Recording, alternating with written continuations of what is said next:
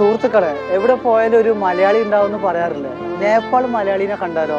ഞാനിപ്പോൾ ഉള്ളത് നേപ്പാളിലെ അട്ടരിയ എന്ന് പറഞ്ഞൊരു സ്ഥലത്താണ് ഉള്ളത്. ഒരാളെ കണ്ടോ? ഹലോ, നമസ്തേ. മലയാളത്തിൽ സംസാരിക്കാം. എങ്ങനെയാണ് മലയാളം അറിയാൻ കാരണം? ഞാൻ ജനിച്ചു വളർന്നതെല്ലാം കേരളയിലാണ്.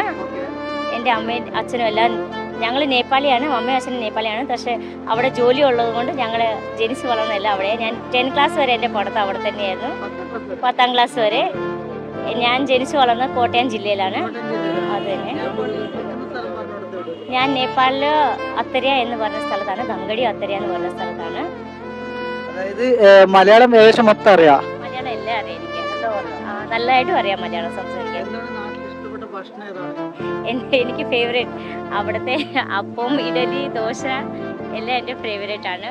അവിടുത്തെ എല്ലാ ഊണ് എൻ്റെ ബെസ്റ്റ് ഫേവറേറ്റ് ഉണ്ട്.